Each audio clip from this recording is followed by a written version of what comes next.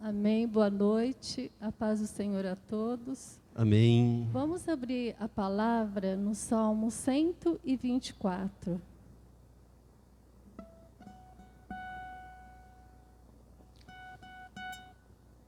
Se não fosse o Senhor que esteve ao nosso lado, Israel que o diga. Se não fosse o Senhor que esteve ao nosso lado, quando os homens se levantaram contra nós, e nos teria engolido vivos. Quando a sua ira se acendeu contra nós, as águas nos teriam submergido, e sobre a nossa alma teria passado a torrente. Águas impetuosas teriam passado sobre a nossa alma. Bendito seja o Senhor, que não nos deu por presa aos dentes deles. Salvou-se a nossa alma como um pássaro do laço do passarinheiro. Quebrou-se o laço e nós nos vimos livres. O nosso socorro está em nome do Senhor, Criador do céu e da terra. Amém. Vamos todos repetir o versículo 8. O nosso socorro está no nome do Senhor, Criador do céu e da terra. Está no nome do Senhor, Criador do céu e da terra. Amém. Glória Senhor, a Deus. bendito seja o Senhor, ó Deus, que nos libertou, Senhor. Se não fosse o Senhor, ó Deus, que esteve ao nosso lado, Senhor, o inimigo nos teria engolido vivos, Senhor. Mas o Senhor nos restaurou, Senhor. O Senhor nos libertou. E hoje, Senhor, nós podemos louvar, glorificar o Teu nome, bendizer a Ti, Senhor, nesta noite, ó Pai, declarando que o nosso socorro, a nossa esperança, a nossa confiança está no Senhor, Criador dos céus e Criador da terra. E diante do Senhor nós entregamos as nossas vidas, Senhor, a nossa casa, a nossa família, Senhor, e pedimos que o Senhor venha abençoando, Senhor, em nome de Jesus. Abençoa este culto, ó Pai, abençoa os louvores, abençoa cada pessoa que está em casa, Senhor, que venha o Teu consolo, a Tua paz, Senhor, a Tua libertação, a Tua restauração sobre cada vida, Pai, em nome do Senhor Jesus. E bendito, Senhor, e louvado seja o Teu santo e poderoso nome. Amém. Amém. Digam glórias a Deus. A palavra de Deus nos fala da ira do Senhor. A ira de Deus é uma realidade. A ira de Deus existe, mas há um hino que diz que a ira do Senhor é santa. Muito obrigado, Deus. Até a ira do Senhor é uma ira santa. Nós vamos cantar isso, louvando ao Senhor. Jesus, Senhor, me achego a Ti. Tua ira santa mereci. Ó, dá-me alívio mesmo aqui. Aceita um pecador. Eu venho como estou.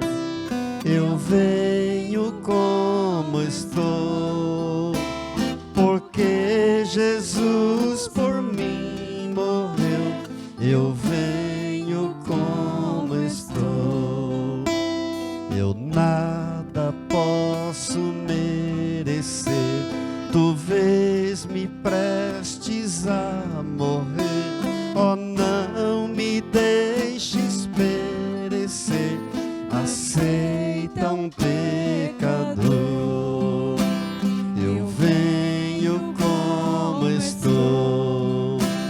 Eu venho como estou. Porque Jesus por mim morreu. Eu venho como estou. Ó, sem demora, Salvador, socorre-me por Teu amor. Pois Tu, ó Cristo, és meu Senhor. Aceita um pecador. Eu venho como estou. Eu venho como estou. Por quê? Porque Jesus por mim morreu. uma vez eu venho como estou. Eu venho como estou, porque Jesus por mim morreu. Eu venho como estou. Glória a Deus. Muito bom estar na casa do Senhor, poder cantar a Deus, louvar a Deus. O cântico não é uma música simplesmente, meramente, é um hino, é a palavra de Deus. O cântico é uma oração. Quando nós cantamos, nós somos tocados por Deus, nós somos curados, nós somos abençoados, nós somos perdoados. Diga: Deus é bom e a sua misericórdia dura para sempre. Um dos versículos menores da Bíblia, mas de uma profundidade indescritível, é Filipenses capítulo 4, verso 8. Esse é um dos meus preferidos, sobre o qual já ministrei muitas vezes, mas a palavra de Deus nunca é demais. Amém? Nunca é demais você repetir a palavra de Deus. Aliás, quanto mais você repete a palavra de Deus, mais você aprende. E quanto mais você aprende, mais você coloca a palavra de Deus em prática. E mais perto de Deus você fica. Diga glória a Deus. Portanto, você que está aqui no templo e você que está em casa, abra comigo a sua Bíblia, por favor, em Filipenses capítulo 4, verso 8.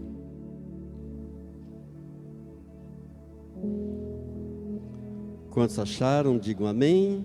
Vamos ler juntos então apenas o verso 8, diz assim: finalmente, irmãos, tudo que é verdadeiro, tudo que é respeitável, tudo que é justo, tudo que é puro, tudo que é amável, tudo que é de boa fama, e se alguma virtude há, e se algum louvor existe, seja isso o que ocupe o vosso pensamento. Amém. Para fixarmos bem a palavra em nossa mente, em nosso coração, vamos ler mais uma vez. Finalmente, irmãos, tudo que é verdadeiro, tudo que é respeitável, tudo que é justo, tudo que é puro, tudo que é amável, tudo o que é de boa fama, se alguma virtude há e se algum louvor existe, seja isso que ocupe o vosso pensamento. Amém. Vamos orar.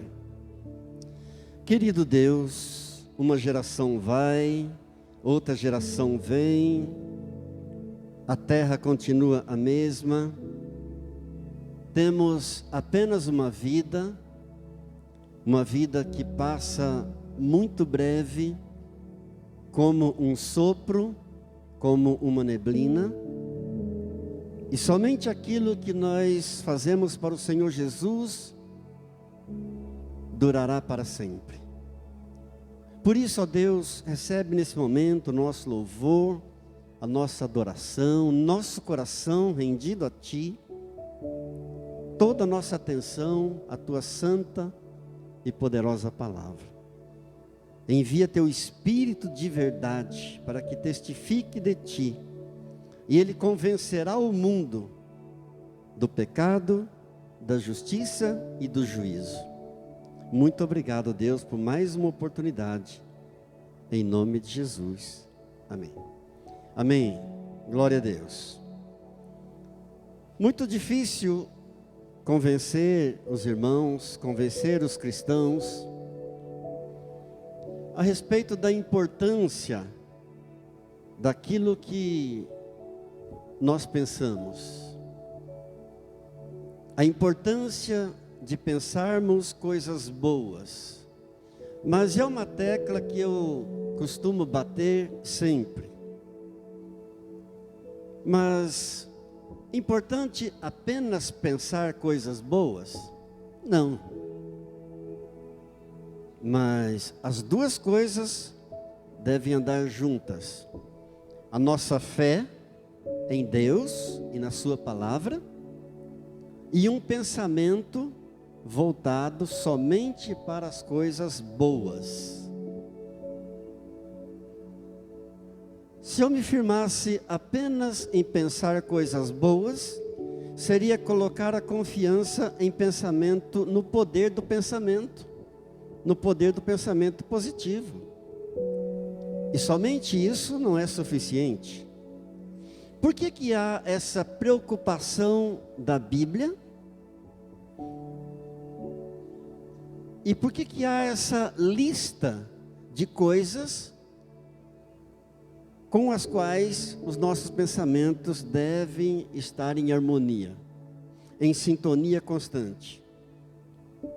Tudo aquilo que é justo, verdadeiro, respeitável, puro, de boa fama, amável, tudo aquilo que tem virtude, tudo aquilo que tem louvor. Por que há toda essa lista, essa preocupação da palavra de Deus para conosco? Porque o principal campo de batalha de Satanás é a nossa mente. A tua mente é o principal alvo de Satanás, é o foco dele. Por quê? Porque todo pecado é gerado na mente. Todo pecado começa na mente. Todo pecado, antes de ser consumado, ele foi planejado na mente. Daí a preocupação da Bíblia, daí toda essa lista, e nós devemos atentar muito para isso, para que tudo aquilo que é verdadeiro ocupe o nosso pensamento, tudo aquilo que é respeitável ocupe o nosso pensamento, tudo aquilo que é justo, tudo aquilo que é puro, tudo aquilo que é amável, tudo aquilo que é de boa fama, tudo aquilo que tem louvor, seja isso o que ocupe a vossa mente. Diga: Senhor, me ajude. Glórias a Deus. Amados, muitos cristãos não acreditam que Satanás consegue enganá-lo. E Satanás gosta disso. Ele adora que os cristãos não acreditem que ele é capaz de enganá-los com as suas emoções, usando a sua mente, com pensamentos errados, colocando medo, causando tormentas, preocupações. Mas ele usa. Essas são as armas dele: medo, ansiedade, preocupação, tormentas, infelicidade.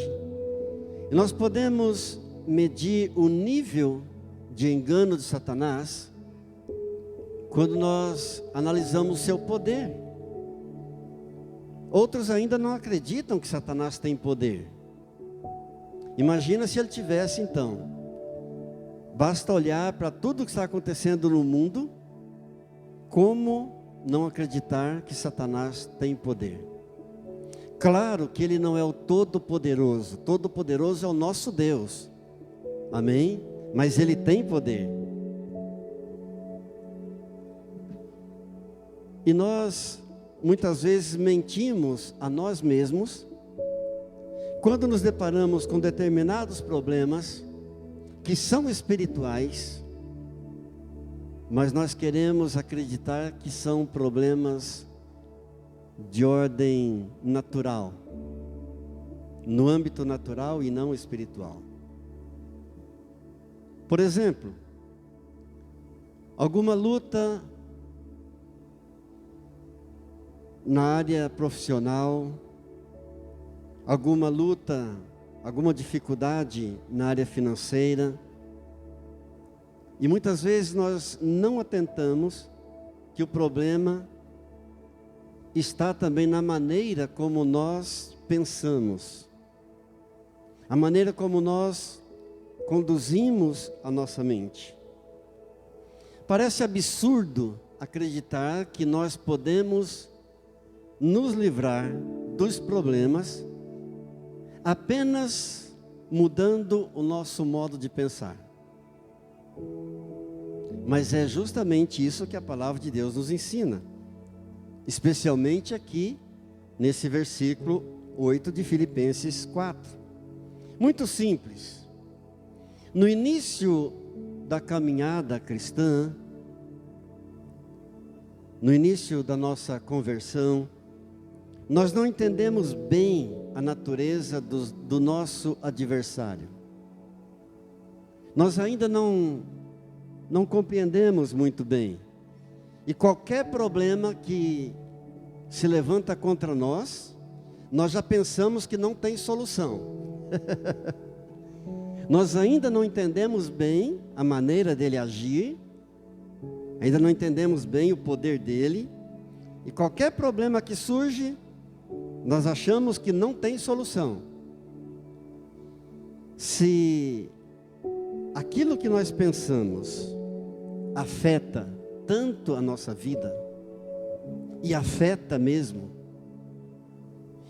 por isso toda essa lista, toda essa preocupação da palavra de Deus para nós, e essa ordem de Deus para nós, para que apenas essas coisas ocupem o nosso pensamento, ocupem a nossa mente, nós devemos então nos concentrar nisso. Devemos então dar toda a atenção a isso, nessas coisas, porque aqui está a qualidade de nossas vidas. Enfocarmos os nossos pensamentos nessas coisas. Aquilo que é respeitável, amável, justo, de boa fama, que tem virtude, que tem louvor. E se nós concentrarmos nossos pensamentos nessa lista, nossa vida será muito melhor. Diga glória a Deus. O quanto nossos pensamentos afetam as nossas atitudes. Nós não imaginamos quanto nossa maneira de pensar afeta a nossa vida, as nossas atitudes. As dificuldades da nossa vida não vêm das pessoas. As dificuldades das nossas vidas não vêm dos outros, como muitas vezes nós pensamos, mas unicamente do nosso modo de pensar. Vou dar um exemplo. A Bíblia nos garante, a Bíblia nos afirma em Romanos, capítulo 8, verso 28, que todas as coisas cooperam para o bem daqueles que amam a Deus. Você pode repetir isso comigo? Todas as coisas cooperam para o bem daqueles que amam a Deus. Então, se eu estou caminhando com Deus, se eu estou dentro da sua palavra, obedecendo a Deus, quando algo ruim me acontece, quando algo que eu não esperava, que eu não desejava me acontece, eu vou me concentrar nessa palavra, eu vou me firmar nessa promessa maravilhosa de Deus, de que todas as coisas cooperam para o bem daqueles que amam a Deus. Então o meu pensamento vai estar voltado para isso. Eu vou estar firmado nessa promessa. As coisas não estão acontecendo como eu queria, as coisas não estão acontecendo como eu desejava, como eu esperava, Mas eu tenho uma promessa de Deus. E se eu estou obedecendo ao Senhor Deus e a sua palavra, eu vou estar em paz. Porque a promessa dele, a palavra dele me garante que todas as coisas cooperam para o bem daqueles que amam a Deus. Então, mesmo aquilo que parece uma dificuldade, um problema grande para mim, eu confio que até esse problema, até essa causa, no final vai cooperar para o meu bem. Diga graças a Deus. Mas Satanás nos engana, fazendo-nos pensar que são as pessoas que trazem dificuldades para nós, para a nossa vida. Não. As pessoas são meros instrumentos nas mãos de Satanás para causar dores, circunstâncias desagradáveis em nossas vidas, dificuldades, problemas. E ele, Satanás, o adversário de Deus e nosso adversário também, o nosso acusador, a Bíblia diz claramente, Apocalipse 12:10, que ele é o acusador dos irmãos, que nos acusa de dia e de noite diante de Deus. Ele faz de tudo para não percebermos que nós estamos com pensamentos errados. Então ele faz de tudo para não percebermos que nós estamos com pensamentos negativos. E esses pensamentos errados, esses pensamentos negativos, são a fonte da falta de bênção. Você pensa que apenas o apóstolo Paulo nos exorta em relação a isso? Não. Na antiga aliança também. Moisés também, lá em Deuteronômio, no livro de Deuteronômio, no capítulo 15, no verso 19, a Bíblia diz assim: não haja pensamento vil no teu coração.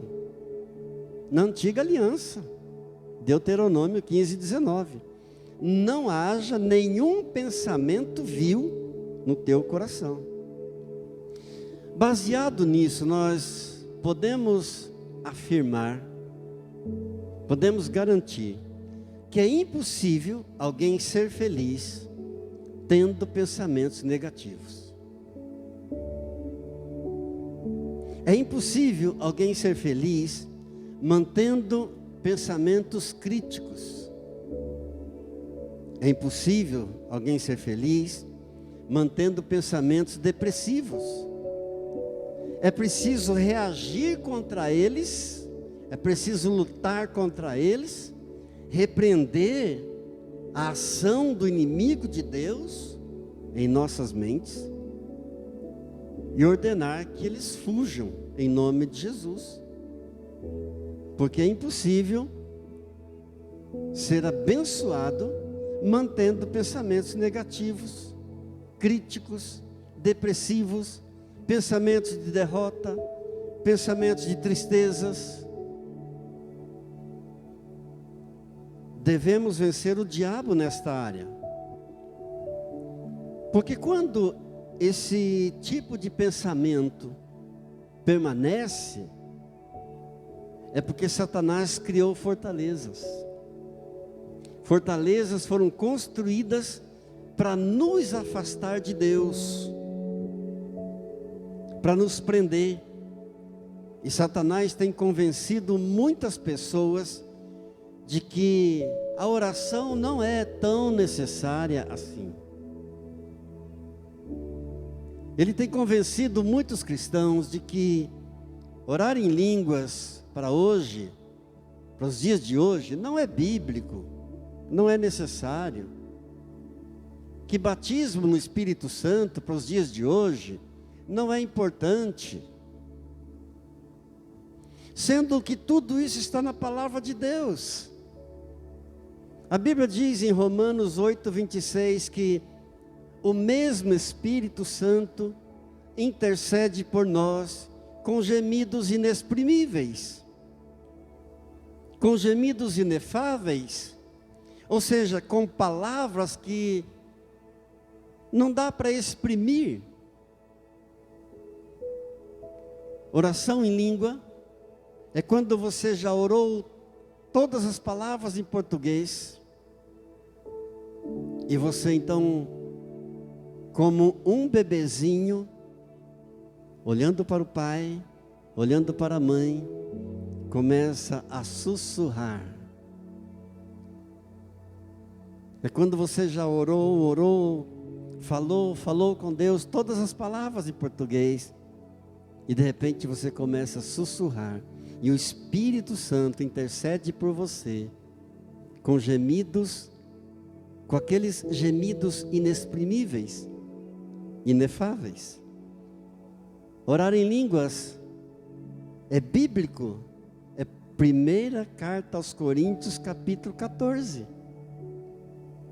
Com muita clareza nos diz que aquele que ora em línguas, não está falando a pessoas, mas está falando diretamente a Deus. E ele está se edificando, se fortalecendo. Diga glórias a Deus. Então Satanás tem enganado muitas pessoas, dizendo que não é necessário orar, que não adianta mais orar. E Paulo, o apóstolo Paulo, nos lembra bem da nossa luta espiritual, em Efésios, especialmente em Efésios, no capítulo 6, do verso 10 ao verso 20, quando ele diz: quanto ao mais, irmãos, sejam fortalecidos no Senhor e na força do seu poder, revesti-vos, pois, de toda a armadura, para que possais resistir às ciladas do diabo. Pois não é contra homens de carne e sangue que temos de lutar, mas contra principados e potestades, contra os príncipes deste mundo tenebroso, contra as forças espirituais da maldade espalhadas nos ares. Tomai, portanto, toda a armadura de Deus, para que possais resistir no dia mau. Orai com toda perseverança e súplica por todos os cristãos, e orai também por mim, para que me seja dado anunciar corajosamente, com intrepidez, a palavra do Evangelho, pelo qual eu sou embaixador prisioneiro. Então ele nos fala claramente que a nossa luta não é contra as pessoas, não é contra a carne e o sangue, mas é contra os principados, é contra as potestades, é contra os príncipes das trevas, que estão agindo nas regiões celestiais. 1 de Pedro, capítulo 5, verso 8, nos diz claramente que Satanás, o diabo, o nosso adversário, está em derredor de nós, rugindo como um leão, procurando alguém a quem possa tragar, a quem possa devorar. Então o apóstolo Paulo e o apóstolo Pedro estão dizendo para nós que a guerra existe, que a guerra é real, mas que as armas do diabo não são armas de fogo, as armas dele não são espadas, as armas dele não são flechas. Ele usa as imaginações. Todo pecado começa na imaginação, começa na mente. Todo pecado, antes dele ser consumado, ele já foi pensado, ele já foi planejado, ele já foi estudado. Por isso que eu enfatizo, a nossa mente é o principal campo de batalha de Satanás. Porque quando ele conquista a mente da pessoa, fica fácil ele conquistar todo o resto. Ele usa as imaginações, ele usa pensamentos de desobediência a Deus, ele usa pensamentos de orgulho, de soberba, contra o conhecimento de Deus. Uma outra passagem maravilhosa também, uma palavra do apóstolo Paulo, em 2 aos Coríntios, no capítulo 10, do verso 3 ao 5, ele diz assim: porque andando na carne, não militamos segundo a carne, porque as armas da nossa milícia não são carnais. Novamente ele está dizendo que a nossa guerra não é contra a carne, não é contra as pessoas. Mas as nossas armas são poderosas em Deus para destruir todas as fortalezas, destruindo os conselhos e toda altivez que se levanta contra o conhecimento de Deus, e levando cativo todo pensamento à obediência de Cristo. Glória a Deus. As nossas armas não são carnais, elas são espirituais, e elas são poderosas para destruir todas as fortalezas do inimigo e levar todos os nossos pensamentos à obediência de Cristo Jesus, o nosso Senhor. Diga glória a Deus. Amém? Lamentavelmente, muitas igrejas que pregavam o poder do Espírito Santo, que davam ênfase ao Espírito Santo, ao batismo no Espírito Santo, à oração em línguas, não fazem mais. Elas estão enganadas, estão neutras. É fácil entender as fortalezas de Satanás, as obras de Satanás. Quanto às bênçãos de Deus, é a mesma coisa. É fácil você entender as bênçãos de Deus. Basta você olhar quando te acontece algo que te deixa feliz, te realiza. Às vezes você não estava nem orando por aquela causa, de repente você não estava nem esperando aquilo, aquela bênção, e aquilo de repente acontece na tua vida, e você fica feliz. Você entende claramente que aquilo foi uma bênção de Deus vinda sobre você. Da mesma forma, é fácil também entender as fortalezas de Satanás. É fácil você perceber quando algo não está fluindo na tua vida, algo não está indo bem. Você sente que tem alguma coisa que está emperrado. Você sente que aquilo não sai do lugar, não avança, não flui. Da mesma forma como nós percebemos claramente as bênçãos de Deus, nós percebemos também as fortalezas de Satanás. É o mesmo princípio. Mas ouça o que o Senhor Jesus nos diz no Evangelho de João, no capítulo 15 e no verso 7. Se vós estiverdes em mim, e se as minhas palavras estiverem em vós, pedireis tudo o que quiserdes, e vos será feito. Glória a Deus. Note, as bênçãos de Deus, elas são condicionais. Muitos cristãos não entendem isso. que a nossa salvação é de graça. Ele já pagou o preço. Pela graça sois salvos. Isso não vem de vós, isso é dom de Deus, isso é presente de Deus. Então a nossa salvação, Ele já nos deu gratuitamente. Mas as bênçãos têm um preço. As bênçãos dependem de um esforço nosso, de um sacrifício nosso. É o que Jesus está dizendo. É muito claro a palavra de Deus. Se vós estiverdes em mim, se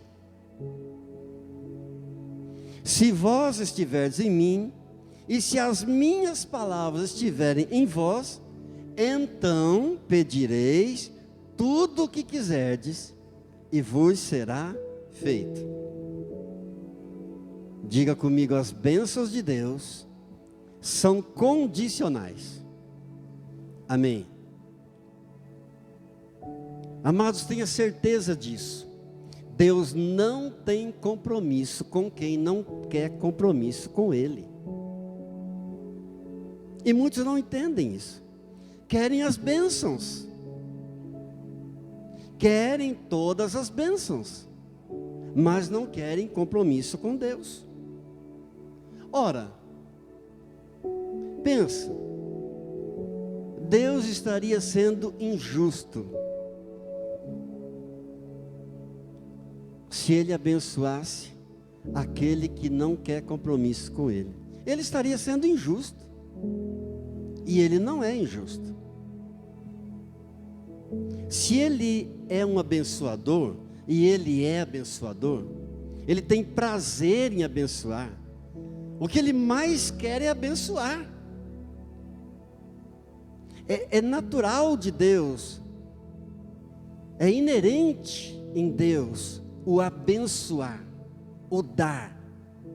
Mas Ele é claro: se vós estiverdes em mim, e se as minhas palavras estiverem em vós, então pedireis tudo o que quiserdes, e vos será feito.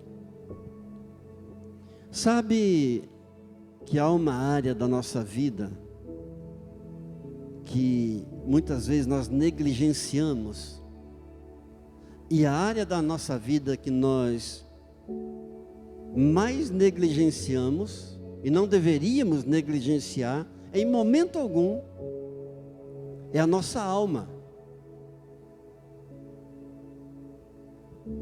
Nossos sentimentos. Quando nós negligenciamos essa área, e fazemos isso com frequência, consequentemente,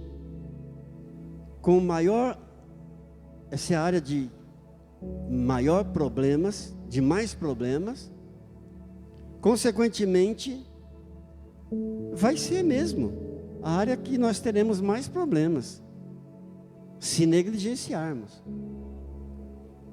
Porque essa é uma área que está mais exposta, a área da tua alma. Ela está muito exposta. E Satanás então se aproveita para ferir, para machucar as pessoas. Muitas vezes, uma pessoa tem até uma unção especial em uma determinada área, mas porque ela negligencia essa área da sua alma, aquela unção especial que ele tem em uma determinada área fica prejudicada.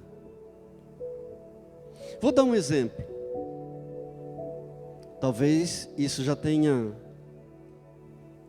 acontecido com você, ou você já tenha ouvido alguém dizer: olha, fulano de tal, ele é muito bom nisso, pena que ele tem esse problema. Do que se trata?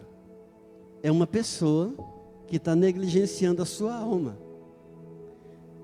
Ele tem uma unção especial para uma determinada área, mas ele tem um problema na sua alma que prejudica. E a ferida da alma é maior, devido a uma personalidade sem controle.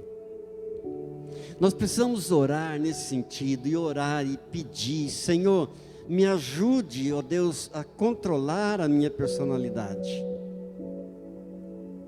Porque uma personalidade desestruturada vai causar problemas irreparáveis na vida da pessoa.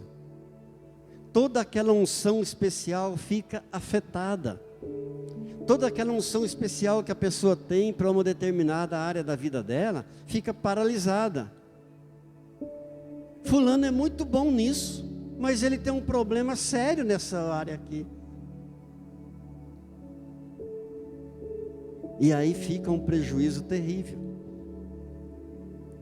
Parece existir um conflito, parece existir uma guerra constante entre o padrão de Deus para uma vida cristã e o modo como a pessoa age e reage. Aqui está o padrão de Deus para uma vida cristã, e aqui está o modo como a pessoa vive, como ela age, como ela reage. Parece que há uma batalha, há uma luta constante. Que Deus nos ajude. Mas eu quero dizer aos irmãos que Deus tem um plano para cada um dos seus filhos. Eu vou repetir: Deus tem um plano maravilhoso para cada um dos seus filhos. Deus tem os recursos necessários para a restauração completa da alma, para a restauração completa do caráter, da personalidade. Deus tem um plano, Deus tem recursos para a restauração dos dons, para a restauração dos talentos. Deus tem recursos para restaurar tudo aquilo que foi danificado, tudo aquilo que Satanás colocou o seu dedo sujo, aonde ele causou um estrago, aonde ele fez uma ferida. Deus tem planos maravilhosos e recursos suficientes para restaurar completamente. Diga em nome de Jesus: eu tomo posse de uma restauração total e completa na minha vida, das minhas ações, das minhas atitudes, da minha personalidade, do meu caráter, do meu modo de agir, dos meus dons, dos meus talentos, das minhas virtudes, em nome de Jesus. Diga glória a Deus. Para quê? Para que eu possa refletir a beleza do caráter de nosso Senhor e Salvador Cristo Jesus. Essa beleza, ela já vive no crente, pelo Espírito Santo, na pessoa do Espírito Santo. Mas tem apenas uma questão: é preciso querer, é preciso desejar. Porque se eu não querer, não vai acontecer nada. Se eu não desejar, não vai acontecer nenhuma mudança. Deus vai respeitar a minha decisão. Deus vai respeitar o meu ponto de vista. Ele é tão maravilhoso que Ele respeita a nossa decisão. Ele respeita o nosso querer. Ele respeita o nosso ponto de vista. Louvado seja Deus. Ouça bem o que diz a palavra de Deus em Provérbios, capítulo 16, verso 32. Está aqui? Caiu a anotação? Eu vou ler para você. Provérbios 16, verso 32. Melhor é o longânimo do que o herói da guerra. Melhor é o que domina o seu espírito do que aquele que toma uma cidade. Note, está falando da alma, do espírito, está falando da importância de não negligenciarmos essa área tão fundamental da alma. Melhor é o longânimo, ou seja, aquele que é paciente, aquele que sabe esperar o tempo certo de Deus. Melhor é o longânimo do que o herói da guerra, do que aquele que foi lá na guerra e voltou todo afoito porque venceu a guerra. O longânimo ainda é melhor. Aquele que é paciente ainda é melhor. Aquele que sabe esperar o tempo de Deus é melhor do que o herói da guerra. Melhor do que aquele que toma uma cidade.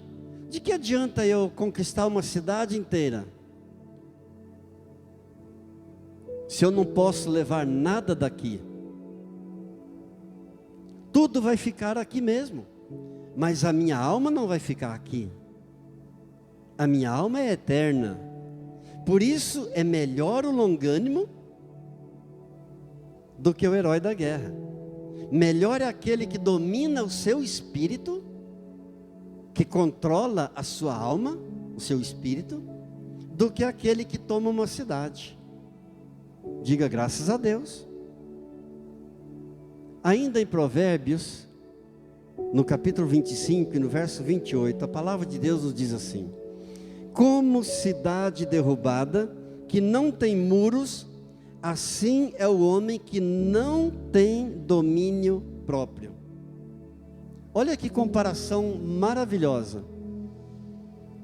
Aquele que não domina a sua alma, que não controla a sua alma, que não vigia, ele é como uma cidade derrubada, uma cidade aberta que não tem muros. Assim é o homem que não tem domínio próprio. Amados, a palavra de Deus é maravilhosa e nos ensina grandes coisas, para que nós possamos então refletir a beleza do caráter de nosso Senhor Jesus Cristo.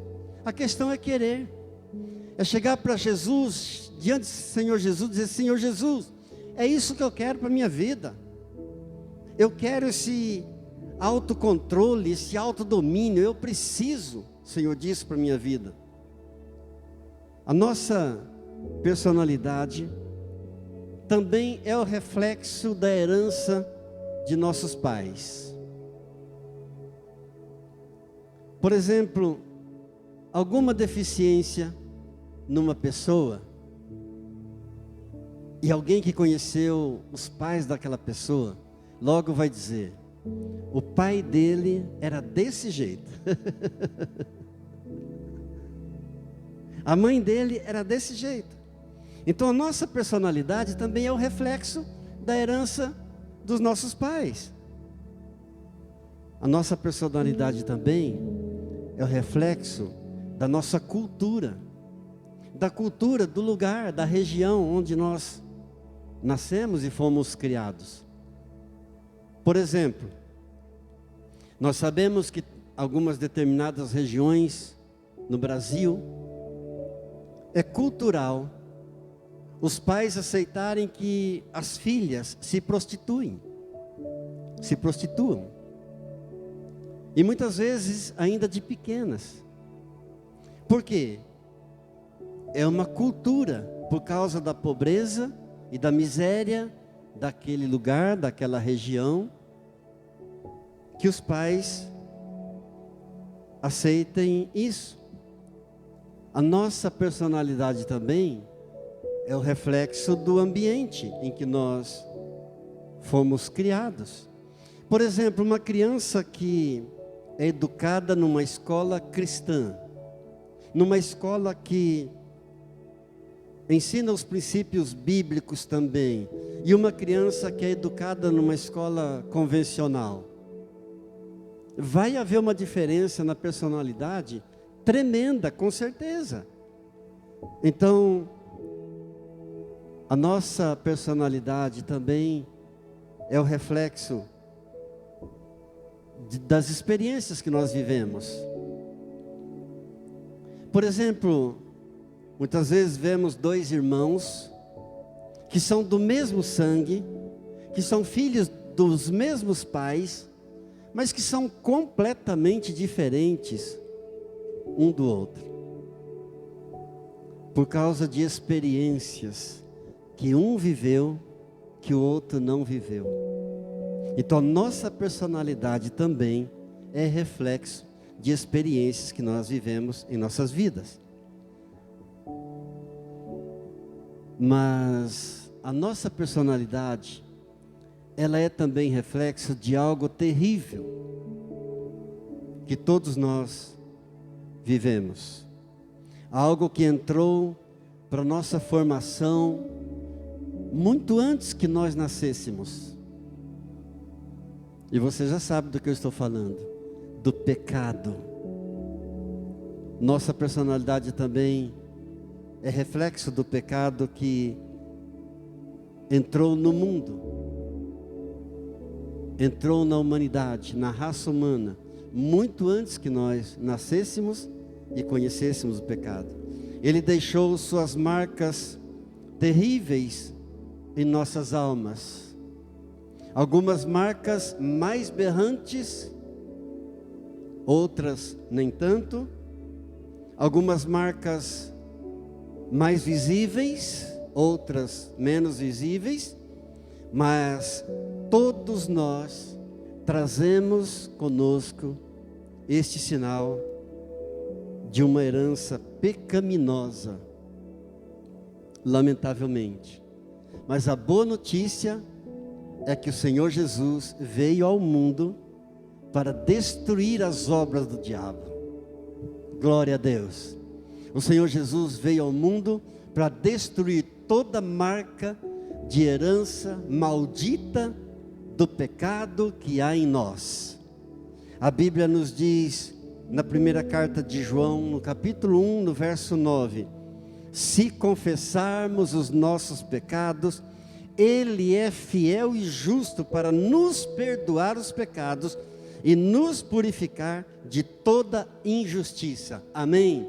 Então, até o perdão dos nossos pecados, ele é condicional também.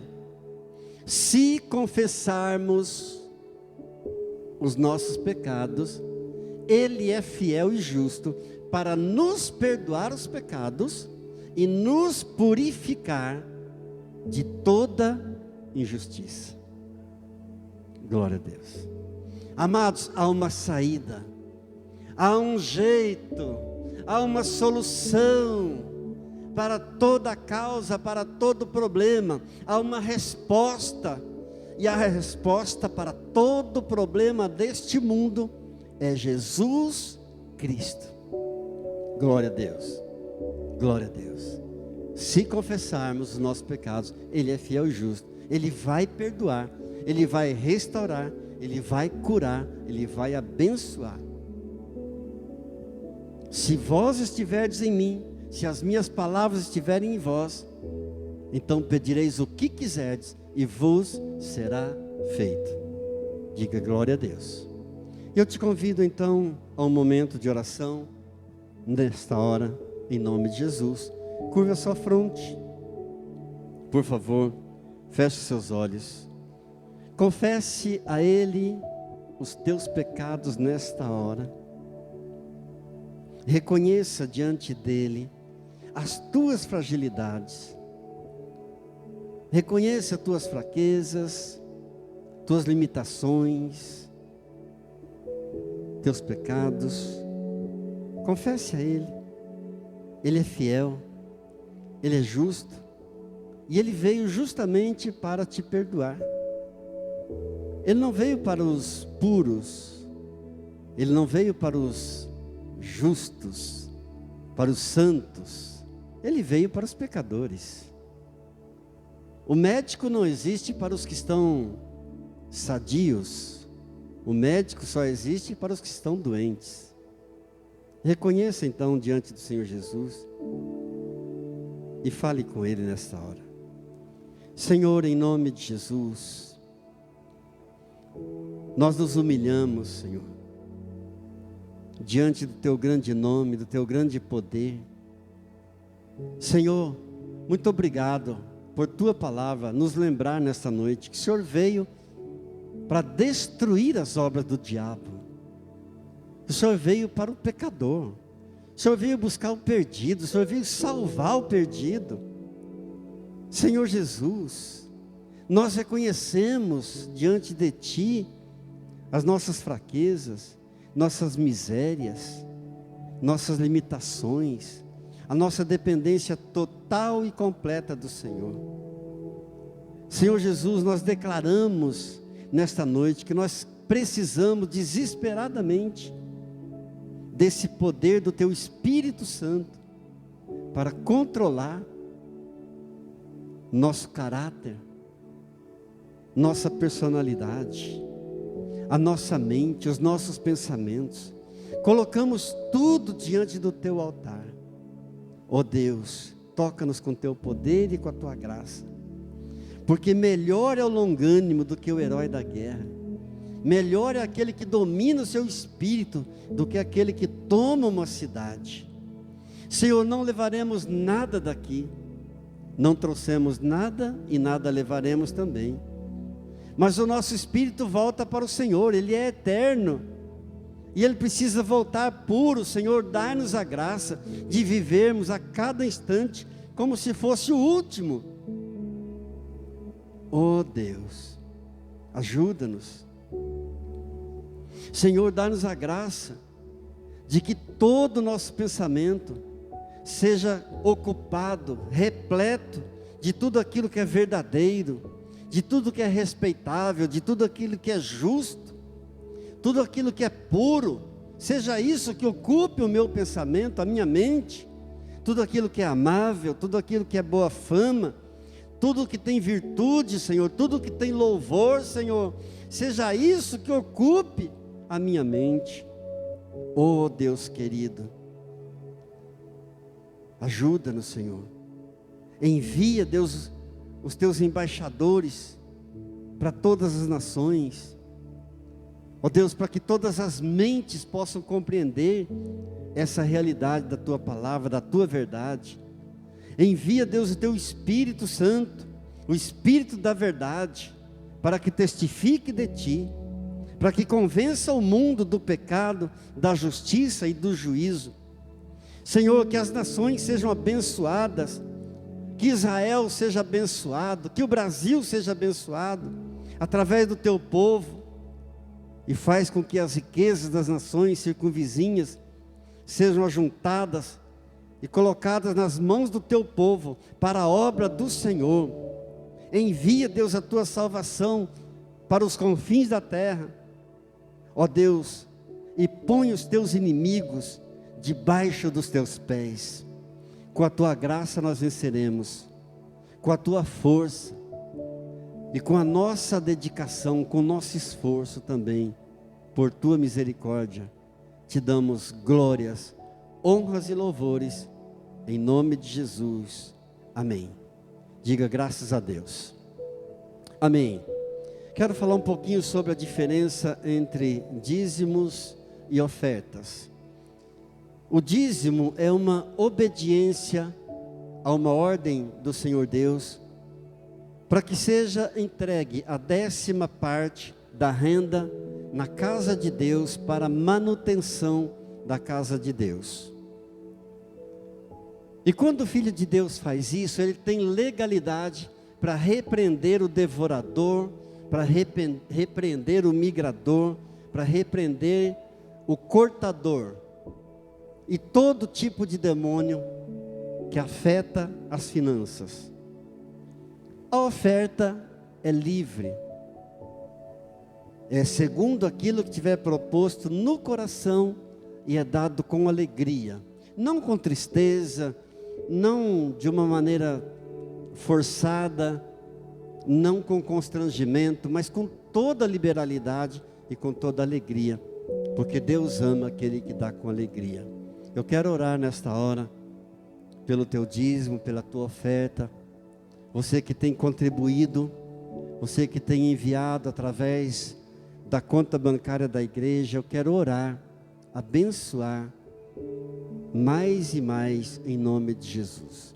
Querido Deus e Pai, graças por cada um dos teus filhos que tem contribuído, ó Pai, de forma pessoal, voluntária, sem constrangimento, considerando isso, ó Deus, esse ato como um ato de honra a Deus, de reconhecimento da soberania de Deus. Pai, eu abençoo cada dízimo, cada oferta, Pai, em nome do Senhor Jesus. Amém. Amém. Diga graças a Deus. Vamos nos colocar então a nossa oferta, vamos ficar de pé também, colocando mais uma vez as nossas vidas no altar do Senhor Deus, dando a Ele toda a honra, toda a glória e todo o louvor. Querido Deus e Pai, bendito seja o Teu nome, por esta igreja, por esse ministério, por esta obra que é do Senhor.